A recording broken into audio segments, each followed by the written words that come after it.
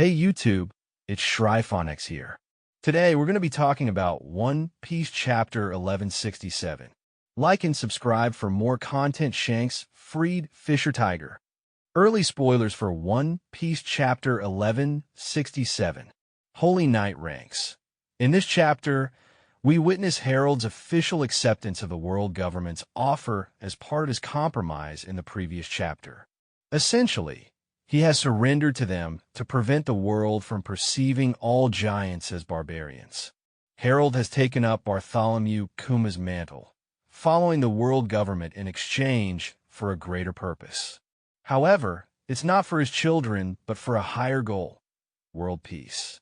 By defeating other pirates, Harald gained a reputation as a monster in the mist, which he is sorry about, but this has nothing to do with the Florian Triangle giant monsters. Just as Kuma became known as the Tyrant due to propaganda from the former king of Sorbet, Bikori, Harald's reputation was also shaped by the world government. We also learn the reason behind the Holy Knights of God's knowledge of Harald. He was one of them. Since Harald recently joined the organization, he held the rank of God's Blade, similar to Gunko. Each rank has a distinct seal or tattoo. It appears that Elder could be the highest rank, followed by Holy Knight and God's Blade. These three ranks are the only ones chosen for the Abyss ability. This ability allows Emu's chosen ones to teleport to any location marked with an Abyss pentagram, which requires an Abyss chosen one to plant.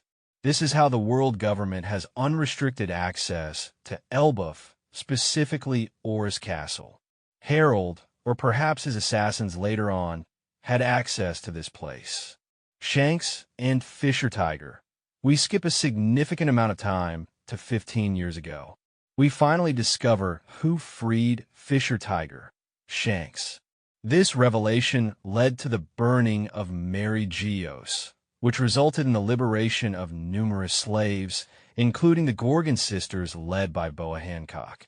Without Shanks' intervention, Boa Hancock and her sisters, the Sun and Fishman pirates, and Straw Hat's helmsman Jinbe, would not have embarked on their journeys as depicted in the series. This serves as another indirect way Shanks has aided Luffy on his path to becoming the Pirate King. It appears that this visit to Mary Geos was kept secret for an extended period, or perhaps even Arlong would owe a debt of gratitude to a human like Shanks. This visit was likely the only one Shanks made to Mary Geos. Based on his arrival to Elbaf a year later in Chapter 1152, A Horrible Day, it was indeed a recent visit. Shanks is also confirmed to be a God's Blade, which explains why his appearance differed from Summers, who was a full-fledged Holy Knight. However, he would still qualify as an Abyss Mark. During this visit, Shanks met his fellow God's Blade, Harald. Notably, Shanks had an eye patch covering his left eye, likely to conceal his true identity. By this point, Shanks already bore the scars inflicted upon him by Blackbeard, and the exact circumstances of their acquisition remain unknown. Perhaps this was Roger's revealed secret, Shanks' origins as a son of Celestial Dragon. It is probable that Shanks received the tattoo as a means of gaining deeper access to Mary Geos.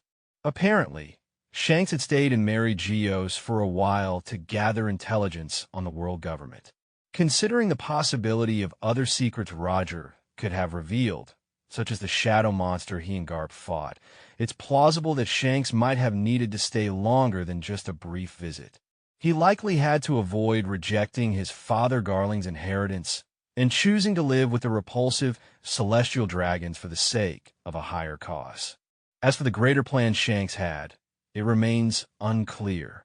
However, judging by the timing and how he stole the Nika fruit, it could be the fulfillment of what Roger failed to do, reaching the One Piece on time, considering his limited time due to his illness.